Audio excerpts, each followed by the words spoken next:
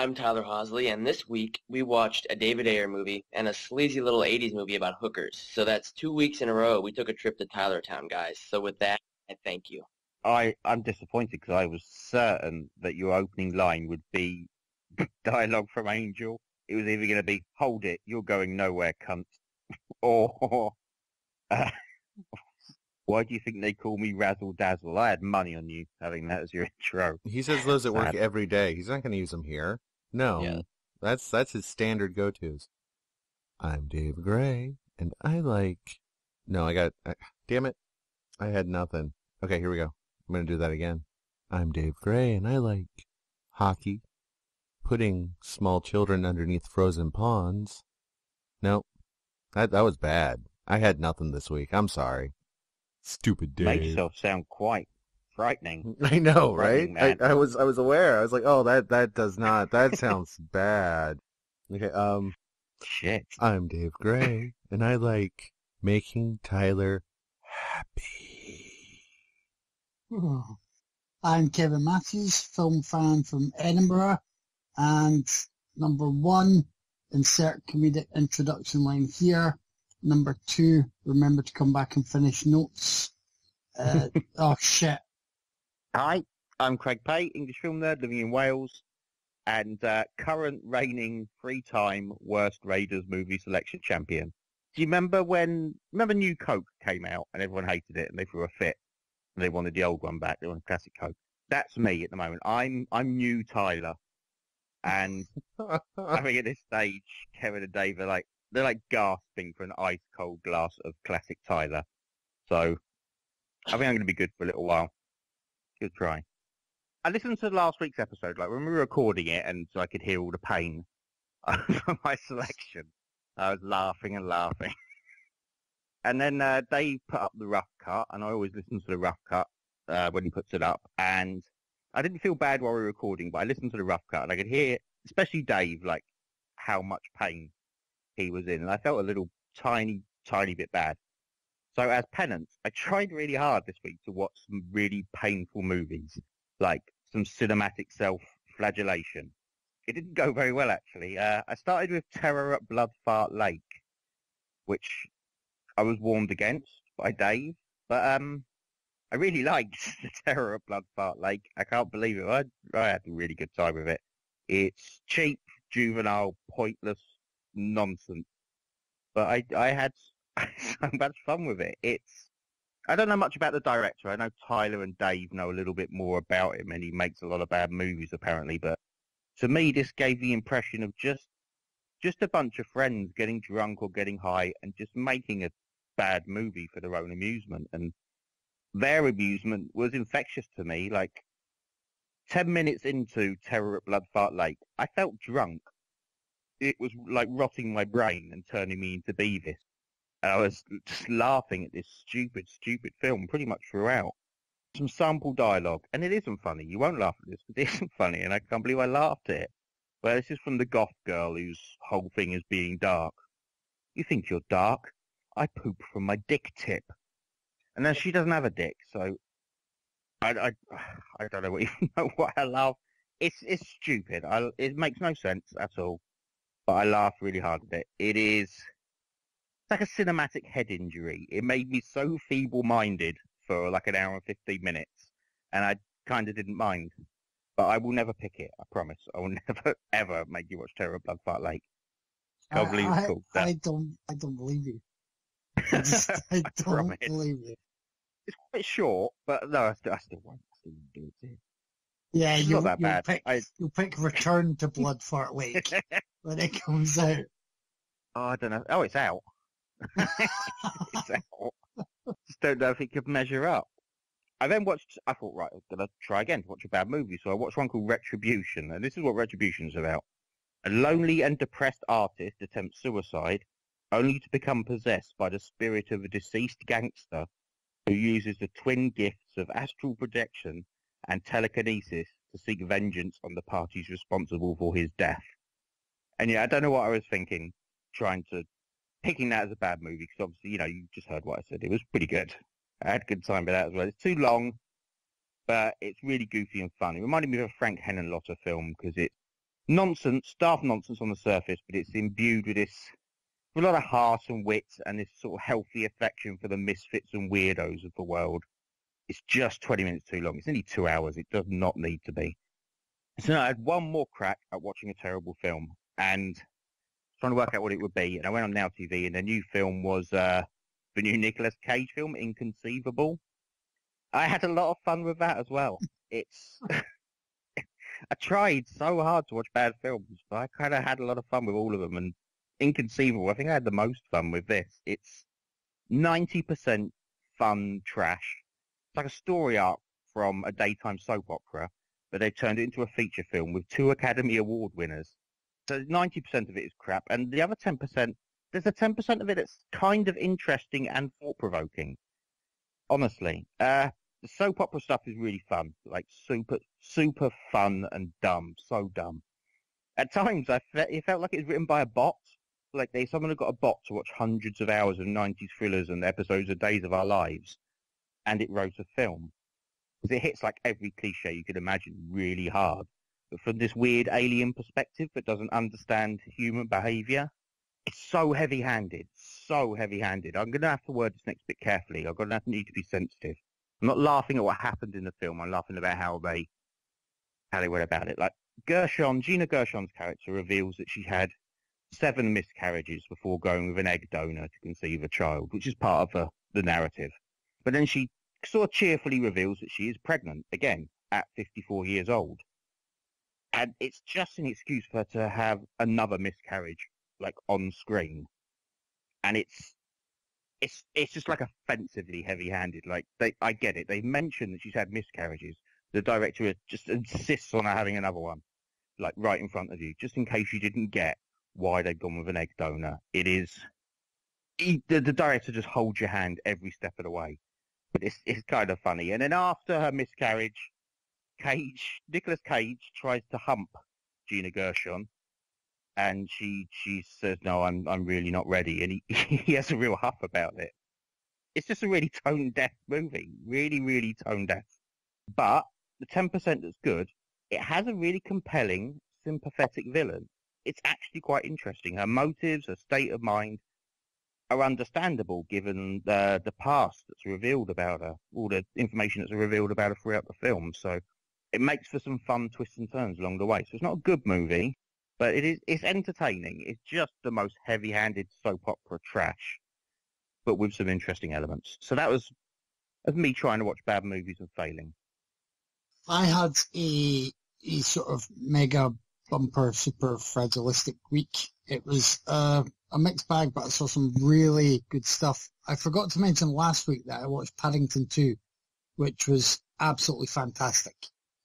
And the Paddington films are just the right way to get that character for fun films in the here and now.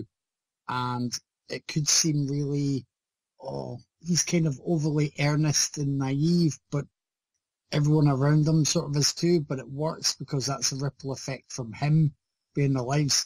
Anyway, I highly recommend Paddington 2, and everybody's already raved about it, so it's great. Did any of you guys see Paddington 2 yet? Not yet. No.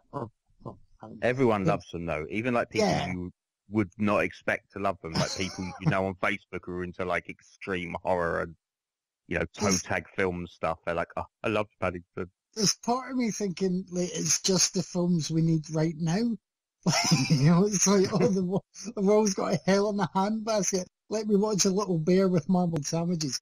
And Craig, especially, you need to watch 1 so you can watch 2, because 2 has Brendan Gleeson in it. It's like a hardened prisoner who may or may not befriend Paddington. And so it's worth seeing it. It's not his usual type of role. I don't think I've seen him in many kind of family movies. So that was great. That was a high recommendation. I watched Daddy's Home too, which I don't highly recommend as much. But I'll be honest, I laughed quite often. But as a film, it's pretty terrible and ridiculous. But as a comedy, I like Will Ferrell, and him and Wahlberg do work quite well together. And Mel Gibson and John Lithgow do well. So I laughed. But I doubt anybody's rushing to that unless they are big Will Ferrell fans. I watched one that I've been meaning to watch for a long time. I thought we would end up doing it here at one point, but The Handmaiden. Has everyone else seen The Handmaiden? Not yet. Nope. I'm into. It's pretty damn awesome. I don't know if you'll like it as much as I did, but it's, I watched the kind of standard cut. I've got the set with the director's cut as well, the extended cut. So this was about 2.5 hours, but it did not feel like 2.5 hours. It was, it just flew by. It was really engrossing. Absolutely. It's just brilliant. It's kind of, in a lot of ways, it's familiar territory. It's not as if you'll not be able to see all the twists and turns of the story coming, but they're just done so well. And it's mainly really for the characters and how well they are fleshed out and put together. So, big recommend. But again, a lot of people already know about that one. But anybody who doesn't get it, watch it. It's great. I finally treated myself to Punisher Warzone, which I've spoken to you guys about before, and you guys have mentioned, so I know most of you have seen this. It could be my favourite Punisher. I don't get the problem with the sort of the tone or the character. I do get the problem. I understand if you're a comic book fan and know these characters and they've not been as well treated in this film. But I thought it was great. I thought Stevenson was great as a Punisher. I mean, superb as a Punisher. And yes. I really like Dominic West as Jigsaw.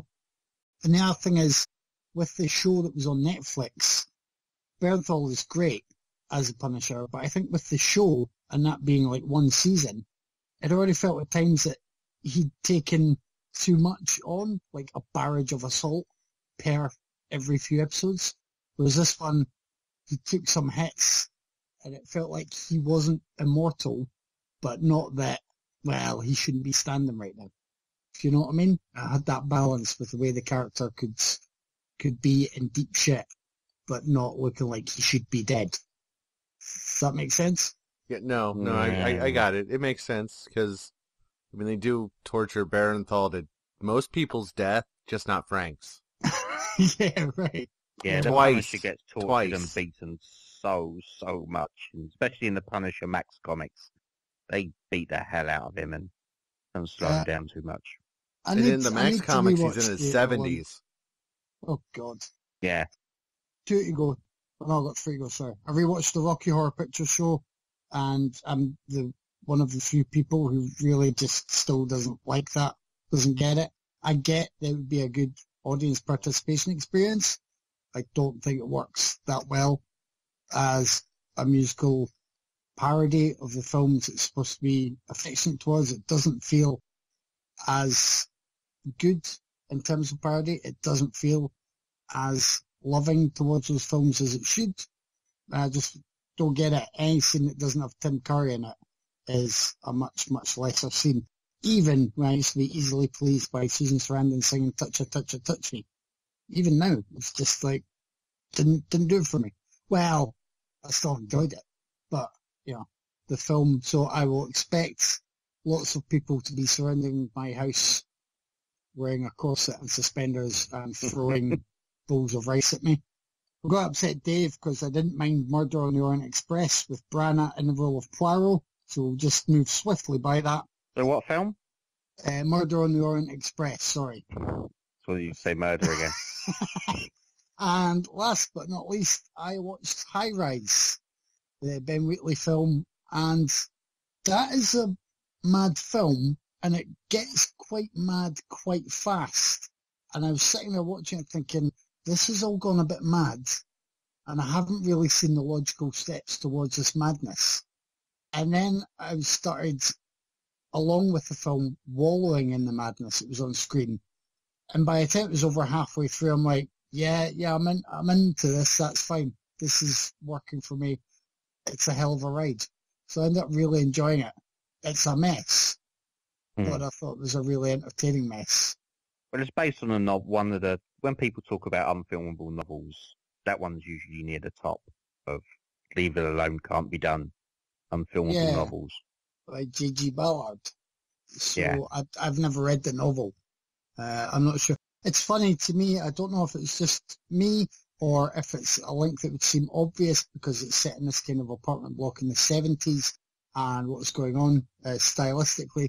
But it felt like that would be a few hours or a few days after the events in the Starliner Towers in Shivers. Well, I quite enjoyed the idea that could be a slight digression from there, a slight movement. Not a direct continuation, but certainly people who've been tainted with that kind of mindset, that selfishness and that the ability just to be quite anarchic and carefree. I also watched Murder on the Orient Express this week, the Brana one, and Brana should never, ever direct a mystery. He doesn't get it. He failed a lot. He doesn't act the part properly at all. He just has a really big, awful fake mustache. The rest of the cast it's not really the cast's fault for the most part. I mean, some of them are not well cast, but this script guts everything that makes Christie's Source the classic that it is. I'm not willing to totally blame them. It looks okay, but my God, you want to talk about it is the second worst Christie adaptation I can think of offhand, the worst being Ayer's Sabotage. It's just, no, fuck that movie. Catherine pretty much agrees with you, by the way. Yay, Catherine. For your opinion, she's like, yeah, Dave, I'm on Team Dave. I was like, right, okay. Yay. Then I had a weird week where I kept starting the wrong movie. I was scrolling along and I saw The Stepfather. And I was like, oh, I love me some Terry O'Quinn. I'm going to watch some Sex Beast. And it was the remake. I didn't realize it because the cover they had up on the Stars app looked just like the old one. So I was like, yay. And no, it was the remake. It exists. I guess it's serviceable for what it is. It's just not a patch on the original.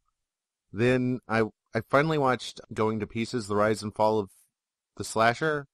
I have the book, and I've read the book a couple times. And it was an okay doc. There's just so many that cover that time period, and it didn't really stand out. But if you like slashers, you should read the book. Have you guys read? No, it's in the doc. No. I haven't read the book. The book's like a great overview. Unlike the doc, which just really goes over the same shit that every other genre documentary does, and there was like a bunch of them around the same time. It's okay. Then I watched Rope after discussing some Hitchcock films with Craig. Of course, I did as well. I was watching on my small TV late at night, half asleep, and the first time out I clicked the Rope next to it on Amazon, which was not Hitchcock, and we're just not going to talk about that movie again. Unless I really want to get revenge on Craig for the past few weeks, which I might. I said that'd be good. I watched Hitchcock's Rope, which I like it. I mean, it's not great, but it's a good melodrama, and technically it's still incredibly impressive, especially when you think about the equipment they used at the time and how they get it done. Yeah. Jimmy Stewart is great, which then led me to watching Rear Window again, which is one of my favorite Hitchcocks. I wouldn't put it over Psycho, but I put it right with Psycho and Rebecca, which are, my other two favorite Hitchcock films. Notorious. Actually, there's a lot of them kind of right. Vertigo? Vertigo is great. There's like a dozen, a baker's dozen. There's a baker's dozen of them all right next to each other for me. So, yeah. I finally watched Life because I love sci-fi movies. And oh my God, I hated that fucking movie. I hated that movie so fucking much. It's boring. The cast is wasted. The effects are goofy. There's no plot worth bothering with. There's no character worth bothering with. It tries so hard to build suspense, but there's no reason to care, so there's no suspense. And I want somebody to explain to me why this director was able to make another movie after the shit pile that was Child 44. No, I also did not like that. Either. Who did he give a handy to? Because I will do that. I will stand in that line. I'm just putting it out there. And that's a rare, poor choice for a Gyllenhaal. I've never read to say it out loud. Yeah, Gyllenhaal. He normally picks better projects than that. Maybe there was a great script that just got gutted because of budget or something. The director, it was a bad directorial choice. This guy just doesn't have the eye he needed for it. And besides that, I picked up really cheap the complete box set of the 1980s Twilight Zone series, which I'd never seen before. So I've been watching a ton of those. It's not bad. It's very hit and miss. Some episodes are great classic Twilight Zone, and others are just painful. But episode 2 has Terry O'Quinn, so I needed another excuse to close on Terry O'Quinn. Got your O'Quinn on. Oh, I did. Well, once. I was expecting multiple times this week, but no. I watched something called the Great American Snuff Film, which is boring as fuck. There's no on-screen violence at all. It could have been PG-13. It's horribly shot. The sound is shit. The acting is shit. The killer is about as threatening as Helen Keller playing Marco Polo at a pool party. Oh, that was good. Yeah, it's fucking garbage, and don't ever watch that movie ever. It's terrible. I should have realized it was Brain Damage Films, and yeah, it's garbage. And the last thing I watched, it was a rewatch. I rewatched The Faculty, which holds up so well. The cast is great. It's insanely rewatchable. Love the soundtrack. And that alien test scene with them snorting that shit up their nose is amazing. I truly think it's Robert Rodriguez's best movie by far. I mean, I love Desperado. I love Sin City, but I can rewatch this movie anytime and be thoroughly entertained throughout the whole movie. So, yeah, Faculty's great. It's a lot of fun. It is. It's no From Dusk Till Dawn, though. Oh, shit, I forgot I did From Dusk Till Dawn. That's a good one, too.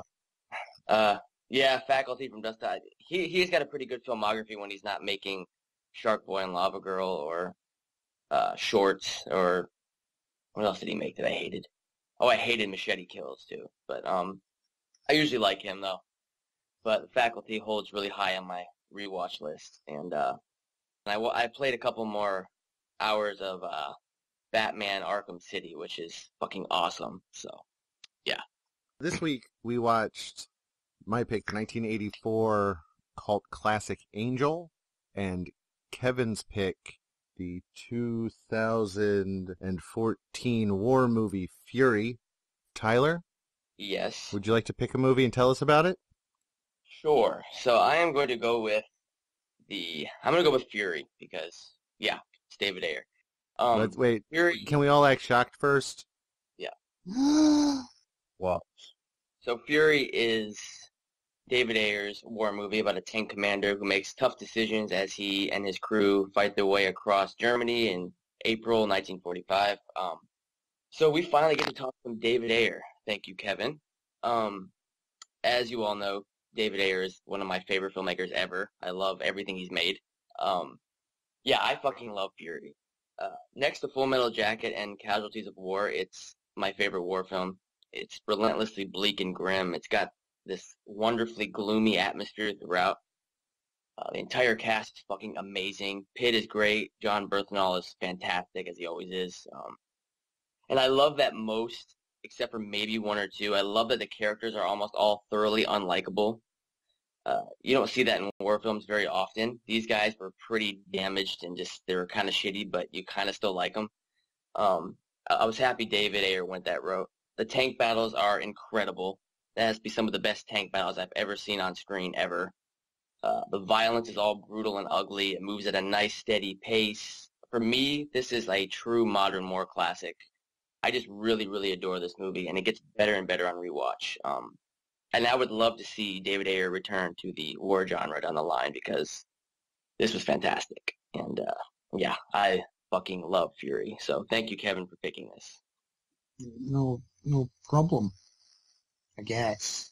Depends if anyone else enjoyed it.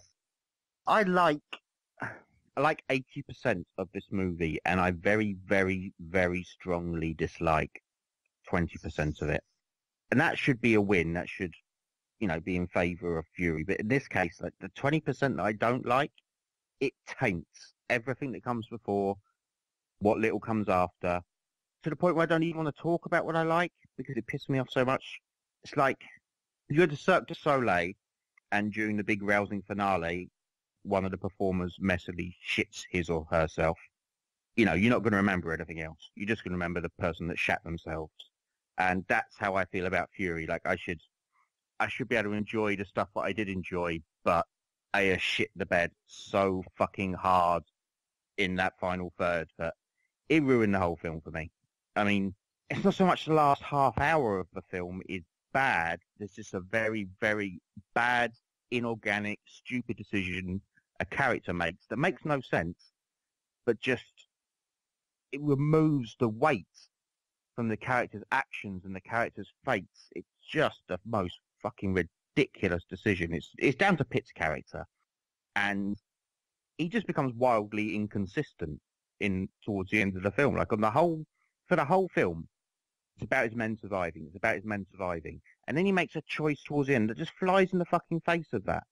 And if he'd made that decision for a justifiable reason, if there were people that need to be saved, if it was an action that was going to save lives, fine. But it's not that. There's no real reasoning behind it. Like, I need a more compelling reason for their last stand than just pointless gung-ho martyrdom. And it pissed me off. Pissed me off in the same way that Saving Private Ryan did. Because where they stick around to, help Matt Damon, when Brad Pitt's like, I'm going to stay here and I'm going to do such and such, and he gives him the choice of leaving or staying with him, knock his ass out. Knock him the fuck out, drag him away like they should have done with Matt Damon in Saving Private Ryan. It really fucked me off. And then there's a line that Brad Pitt has, which you can't strangle a television. But I tried to work out how to when he said, I did my best. I thought, fuck you, you fucking did not, you twat, you utter fucking twat. And I'm trying not to, reveal too much about what this decision is, but it's not the only one. It's one of a few really inorganic, really forced moments. And those, along with this sort of propensity for over-egging already authentic moments, like, not authentic, effective. Like the guy who's on fire near the start, like this, it's horrifying. And then he shoots himself in the head in this really like ridiculous fashion. And you think, well, you've just ruined that effective little moment. And the bit where they meet the two girls and have breakfast, it's a great fucking scene. Like some nice humour in there. I love watching Brad Pitt tuck into the egg that Bernthal licked. It's a really good scene, and there's already like a tragic element to it when they leave. But no, Ayer has to have these girls blown to bits as well because he just has to fucking over-egg it all. But beyond he over-egged that scene long before the bomb blast. Before it. True, but it was still it was still effective, I thought. And then he just had to just hammer it home one more time when it wasn't necessary. And okay, beyond him over-egging stuff, beyond that fucking decision in the third act that made me want to scream, like there's loads of positive stuff. I think the cast are all pretty fucking excellent, and I think they have phenomenal chemistry, or like all of them. I think Pitt's the weakest. I think his performance is inconsistent because there are points where he's really great when he gives him something to do, when he gives him a chance to show a little of emotion, he does that well, but there's a lot of sort of self-conscious leaning on his Brad Pitt shtick, and yeah, it's not a great performance from him. It's the weakest one. And I kept imagining Christian Bale in the same role, and I think he would have done a lot better with it. But the cast are generally really, really good. I liked Logan Lerman. Is that his name? Mm-hmm.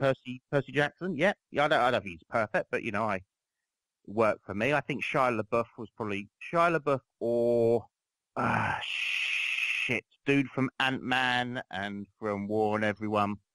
Michael Pena. I thought they were the highlights for me. I mean, I love Bernthal, but I thought Pena and Shia LaBeouf were really excellent. I briefly saw Scott Eastwood, and that was horrifying. Just wish he'd go away.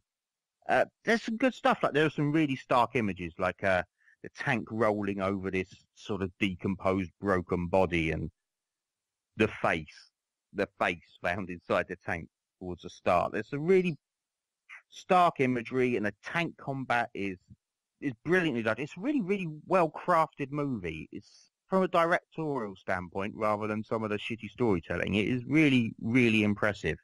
I think there's some interesting stuff in there because I thought having a character go from sort of pacifism to sort of like, almost like joyous, like, slaughtering of the enemy. I thought that was a bit of an odd choice. Like, I might prefer it to go the other way, someone going in there all gung-ho learning about the horrors of war. But I did think towards the end it made some interesting points about, like, maybe a state of mind needed to survive in that situation where they go beyond dehumanizing the enemy and almost reach a point where they're dehumanizing themselves. So I think there's interesting stuff in there. I think it's really well made. I think the cast are great.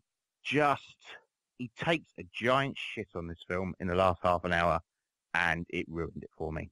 I didn't hate it, but fuck that last half hour in the ear with bayonet.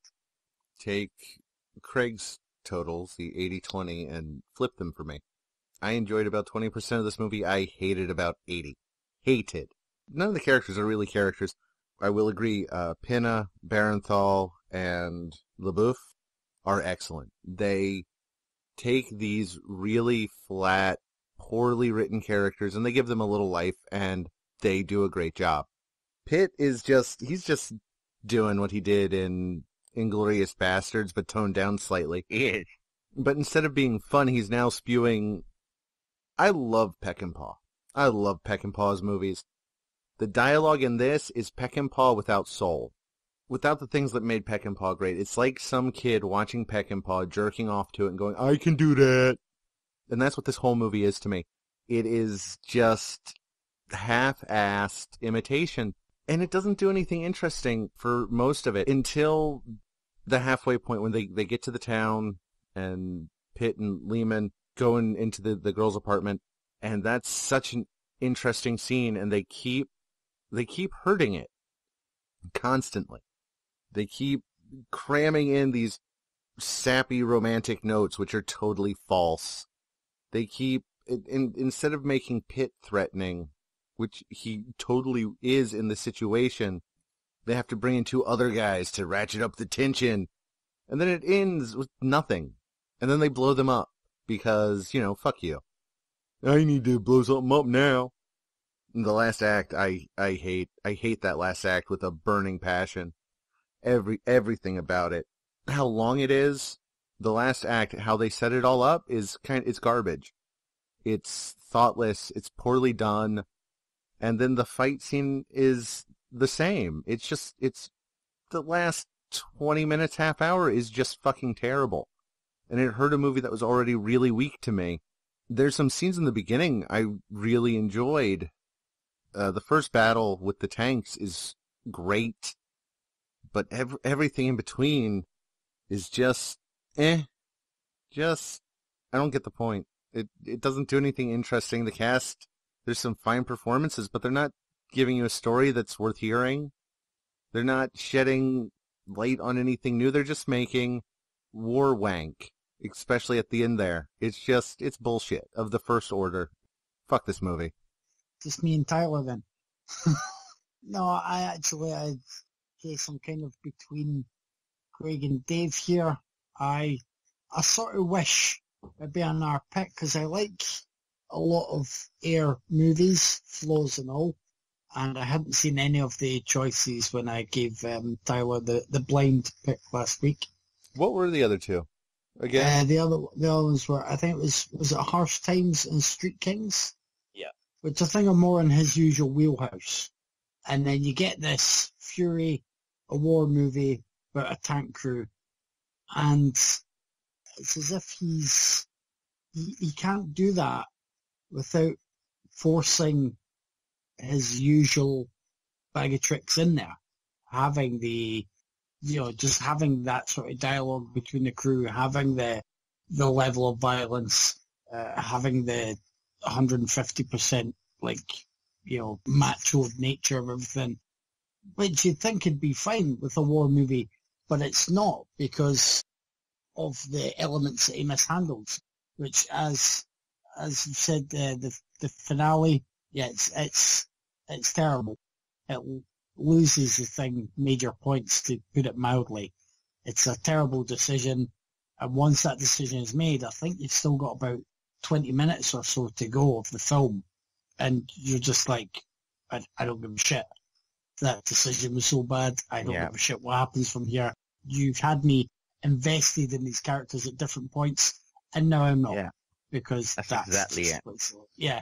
And then I didn't really, again, the scene in sort of midway point in the house with the girls, for me it just felt it was a bit too out of the blue, considering how Pitt's character had been with Lerman's character before.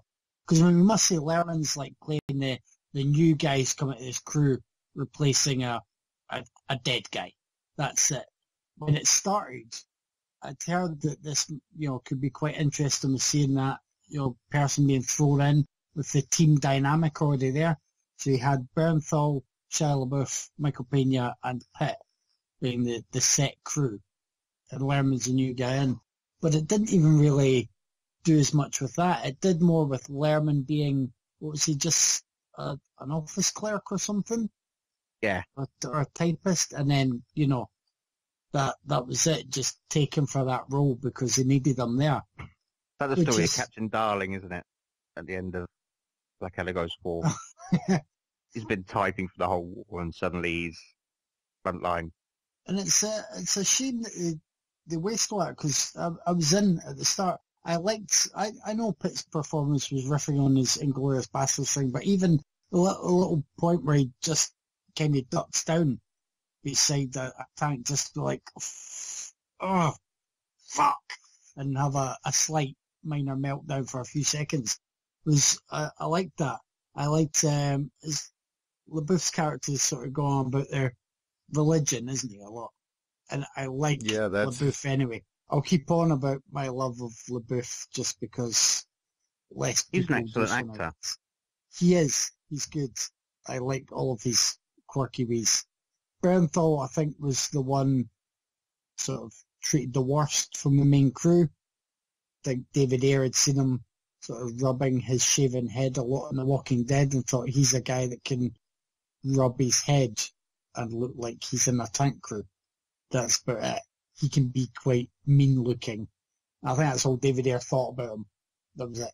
So at least he did a little bit more with us, especially Pena, and Lerman was good. But this, it doesn't work as a war movie. Although the battle scenes, I'll agree with Tyler.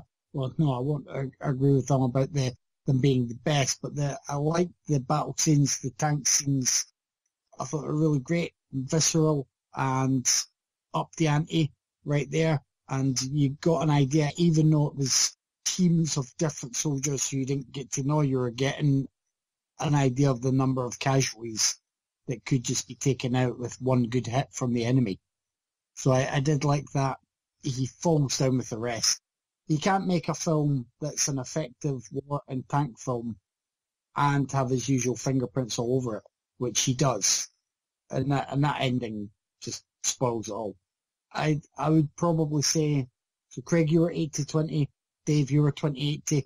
Yep. I'll probably go about 40-60. So it won't get a 7 out of 10, don't worry. Finally. I do want to express my hate for something real quick, and it's spoilerific, if I may. Okay. So, spoiler warning for the next 30 seconds as I graphically, well, no, it's only going to be like 15 seconds. Ready? Spoilers, you've been warned. I hate that last fucking shot so fucking much as it zooms up from the tank with the thousands of spent cases and hundreds of dead Nazis. Oh, I fucking hate that wanky shot. Oh, that pissed me off. Just made my blood boil. But do you know who Jason Isaacs is now? Considering the name in the Facebook group now. Oh, he was good. I forgot to mention him. Yeah. I wanted more Isaacs. Yeah, he was very good, man. so I had to give him a mention. I need to be a bit spoilery as well. Like Lerman, so about 20 seconds of spoilery stuff, is the jammiest fuck ever. Not only is he only survivor, he gets seen by a Nazi officer who just sort of shrugs and lets him live. I don't know what that was about, because him and his friends have just slaughtered so many of his guys' friends, and, it's ridiculous. But he also got to bone. Like, how hot was the...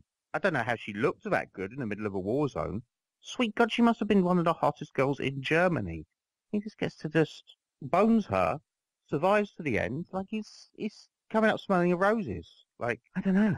Oh my He's a God. jammy fucker. They couldn't have just been Germans. It had to be a whole platoon of SS because we just got to double down on this shit. God, I hated that end. That ending, I I hated guess that's so meant much. to be the reason he stays, isn't it? It's No, not good he enough. stays I mean, these because people he have got won't leave his home. families. He straight up says, "I'm not leaving my home," and the tank is his Ridiculous. home.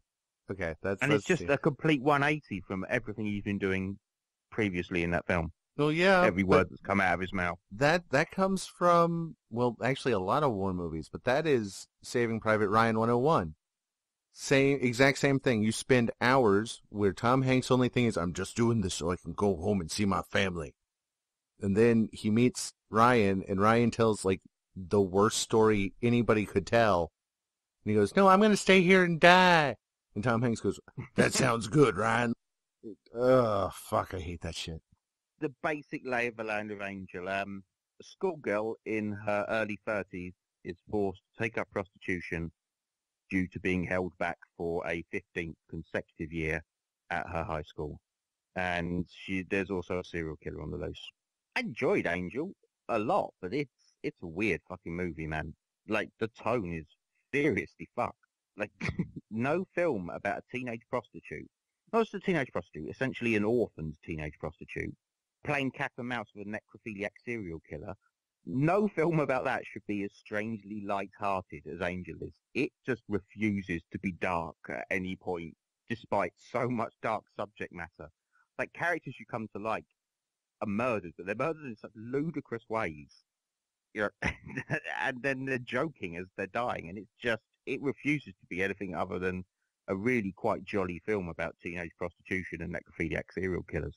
It is really very, very 80s and just weird fucking movie. Lots of stuff that I enjoyed. There's an egg eating scene which no one who ever sees it could ever forget. I'm not sure if you could call it egg eating. Am I assuming that that's something to do with his mother and breastfeeding? I thought it was a bodybuilding thing, but maybe. Let's say yes. I thought it was related to breast. Maybe I just got a more sick mind than the man eating the egg. I don't know. But it's just so weird. Like, someone's been murdered. This detective's emerging from this hotel room where someone's been very violently murdered. And it should be quite a dark scene. But then he has to question a street performer named Yo-Yo, who was dressed as Charlie Chaplin and weeping outside the crime scene. It's so fucking... It's just so weird. There's so much nudity from characters supposedly high school age. They get lots of like 19-year-old actresses to play high school girls in the locker room scenes, so they could all be practically naked. No, some fully naked. Just really, really fucking odd. It's fun and it's funny. Most of the time, it's not trying to be funny. Like, it features the worst police sketch of a suspect I have ever seen. It is the vaguest sketch. It might as well be a fucking smiley face, and yet. Character who I have dubbed the Kevin Matthews of skeezy porno theatre staff, he recognises this picture, I think, or he's just seen a man put his feet up on a seat and wants him dead or beaten by the police because he's that Kevin. He's that Kevin about feet on seats. I'm not sure. There's some mad dialogue. Just it doesn't make any sense for me to say, "Hold it, you're not going anywhere, cubs," but it should have been like a really, really horrible, like demeaning bit of dialogue. But it's just the way it was delivered made me laugh. And a guy trying to chat up a woman by saying, "Why do you think they call me Razzle Dazzle?" And my answer is, because you're a closeted gay man. I don't know. I mean, that sounds like a reason to call someone Razzle Dazzle. Not a very nice thing to call them, but I don't know. It's just so fucking weird. I don't know what it's meant to be. It's not a drama, really, is it? Because there's no drama. Characters die, and it's sort of played for laughs. It's super fucking weird. I had a good time with it. Oh god, I don't even know what to say about it. It is the most tonally fucking awkward film I've ever seen, but that's what made it fun. So yeah, if you want to watch something like super 80s and super tone deaf, I recommend giving Angel a go. I had fun. So weird.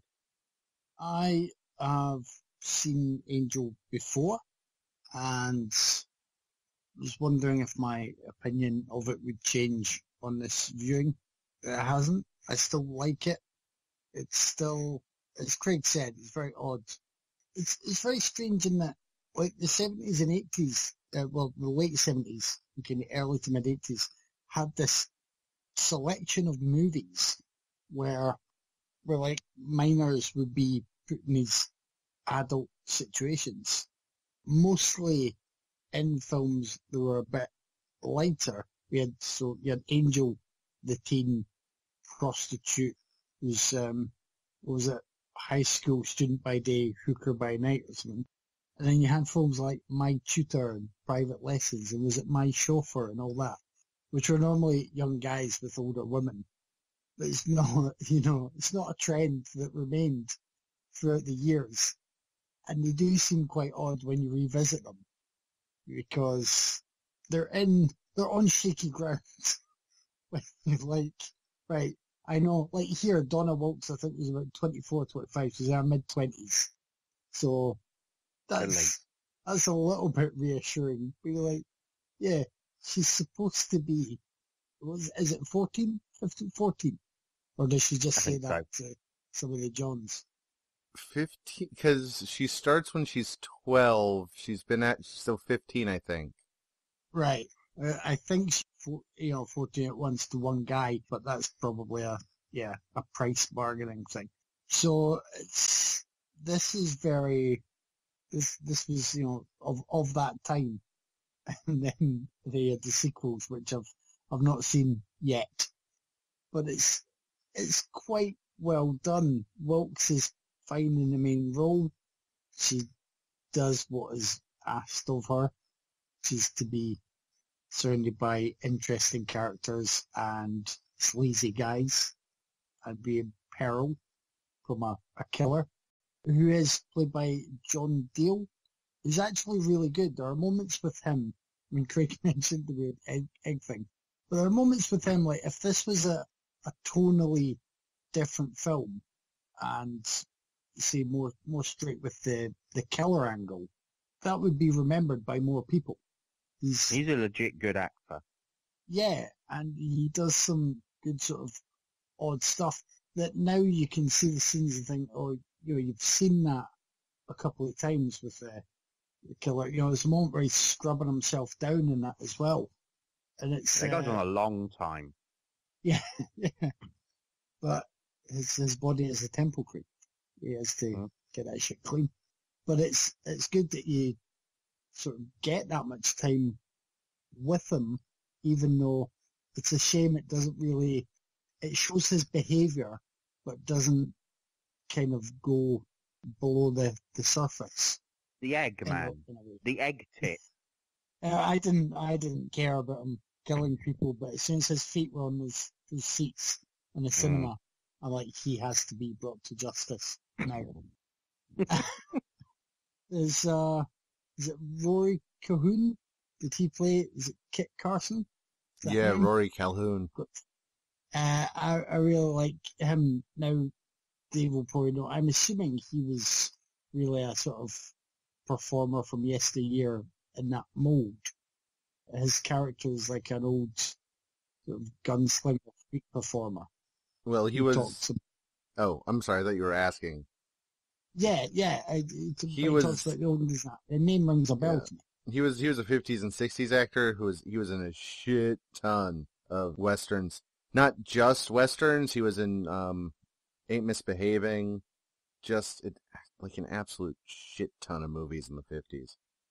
You know how the studio system... Yeah. They punched out so many of those movies. I'm looking... I decided to pull up his filmography.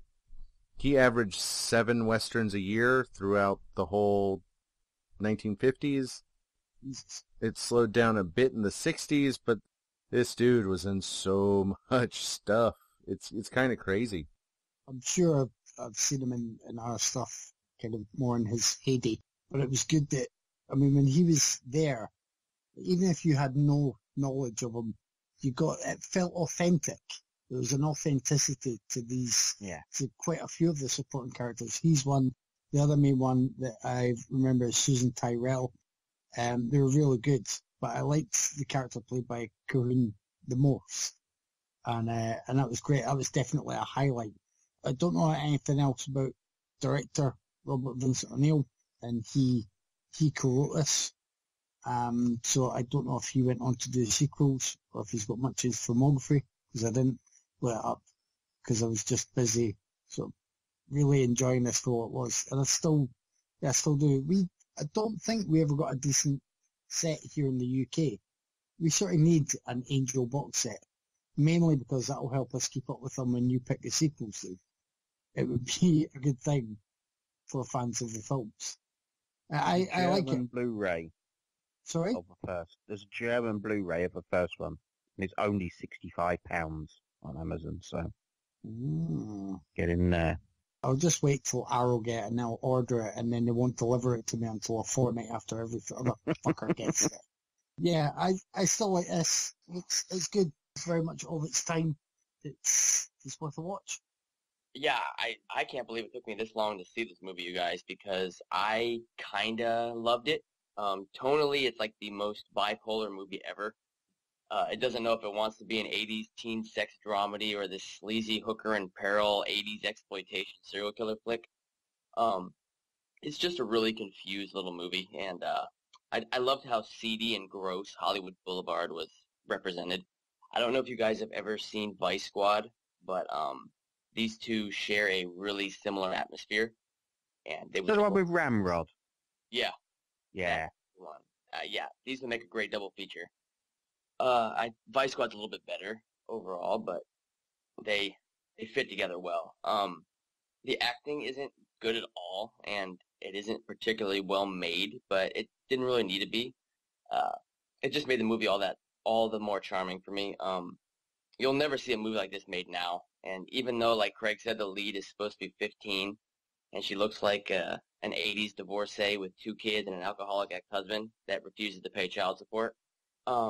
But yeah, it was pretty wonderful, though. I enjoyed it, and I can't wait to watch the sequels, which I now have in my possession, thanks to Dave for that link. Yeah, I liked it a lot, so, and I look forward to watching the other 2, or 3. I think there's 3. Yeah. Well, there's 3 films in the series, but then they did a TV movie that was remake/pilot in, like, I want to say the mid-90s, back when USA was doing all those sexy ladies late-night drama shows, like La Femme Nikita and Silk Stockings. Mm-hmm. Yeah, that Angel was almost one of them. Do they have a DVD? Is there a Backdoor DVD Pilot for it or actually no? a thing? I don't think 4 is on DVD. I've never seen it anyway. Yeah, I couldn't find it. What was that, Kevin? Is Backdoor Pilot actually a TV thing, or is it a euphemism? No, Backdoor Pilot's actually a TV thing, but that's something different. That's when there's a pilot episode inside another show. They used to do it all the time in the 80s. What? Yeah. Yeah, you didn't know that? Well, I kind of have a inkling I may have known that now you've just said that, but where did they try and sneak an Angel pilot? It wasn't a Backdoor Pilot, it was a TV movie pilot. Oh, right. You were thinking of something else. I guess you were thinking of Donna Wilkes when you were thinking Backdoor, and that means something else entirely. I enjoy this movie. Maybe he's thinking of Rory Calhoun. Maybe Rory Calhoun was the man. Anyway, I enjoy the shit out of this movie. This was released by New World Pictures in '84. And New World Pictures released so many absolutely insane movies. Many of them hold a special place in my heart. So when I got the 3-movie set off Amazon for nothing, I knew I'd have to watch them. Then when I saw this is the one series Kevin never finished, I knew I would have to force you guys to watch them. I love the first one. I love the cast. Donna Wilkes is a lot of fun. Cliff Gorman, he does this great hard-boiled detective performance that doesn't jive with anything. The lines that come out of his mouth, and he delivers them with such earnest conviction that it's magnetic. But it makes sense that he would, because on the page it must seem like a proper drama. It wouldn't be until you saw the film you'd see how totally awkward it is. Oh, because can we mention worst lineup scene ever? Oh man. The cop bringing in the coffee or something. Oh my god. But again, it's so I still really I didn't sit there thinking this film's just got to shit. This is ridiculous. I was like, I'm still loving this. This is great. Oh, I love that scene. Sorry, Dave. No, that's fine. Where was I? Oh, the cast. Susan Tyrell is a little underused, I think. She's the building owner. Rory Calhoun is great. I love Dick Shawn whenever he pops up. And he's LSD in The Producers, which is another favorite of mine, the hippie Hitler. I don't know if his character is really culturally acceptable these days, but I enjoy the crap out of him in it. He's just very warm and snarky, and he's a lot of fun. Kevin was saying John Deal is great. Collins, who is the cop's partner, is a lot of fun too. He was actually a singer in the 60s. You will hear his biggest hit at the end of this episode. It is absolutely insane. It juggles tones and it switches gears so much. And it is a little disturbing when you're watching a movie about Hollywood hookers and most of the nudity takes place in a high school gym locker room. And why are they in the locker room that much? I mean, I went to high school. I don't remember spending like 80% of my time in school in the gym locker room, but Angel does, which might tie into her profession now that I think about it. That should have dawned on me while watching, but you know, it's fun. I really enjoy the final showdown, chase through the streets of LA. You guys got to be ready for Avenging Angel and Angel 3, the final chapter, to be on the near future. So ready. Awesome. That brings us to the time where we must pick. I never go first, so I'm going to go first, and this is easy. It's Angel. Oh, it's Angel. Give the characters in Fury a compelling reason to do what they do in the third act, and it's a tough choice. As it stands, Angel. Fury for me. You just don't want to give me my perfect win, do you? You're having me pick something over a David Ayer movie, so let's just think about that for 1 second. I'm asking you to pick a piece of cinematic brilliance over a David Ayer movie. I understand. But it had a lengthy fight scene between a transsexual hooker in her 50s and a serial killer disguised as a Hare Krishna. I didn't say I didn't love Angel. Angel was great, but hey man, David Ayer's my boy. All right, it's all good, man. I'll take my 3-1. Next week is our fetish movie special. Thank you for that, by the way, Tyler. You're very welcome. And the movies we've already picked for this are Exit to Eden. Thank you, Kevin. I can't wait to see Rosie O'Donnell in bondage gear. That hasn't been in my nightmares since I was 12, as it was. Sick, The Life and Death of Bob Flanagan, Super Masochist, was picked by Craig. And I picked In the Realm of the Senses, The Last to be Revealed. My pick should be no surprise at all. So, I'm going with the 1996 David Cronenberg car crash fetish film, Crash. Yay. I've seen it since it came out. Interested to revisit that. I love Mr. Spider Perv. Thanks for joining me, guys. Thanks for listening. Remember, you can always leave a comment on our blog spot, which is raidersofthepodcast.blogspot.com.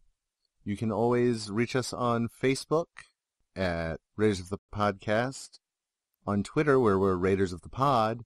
You can hit up our Instagram, which I can't remember right now, and if you're really in need of our attention, you can email Kevin at raidersofthepodcast@gmail.com. Our Instagram is Raiders of the Podcast, but there's some random underscores in between, I think. That's it. We're findable. Have a good week. See you guys. See ya. Bye.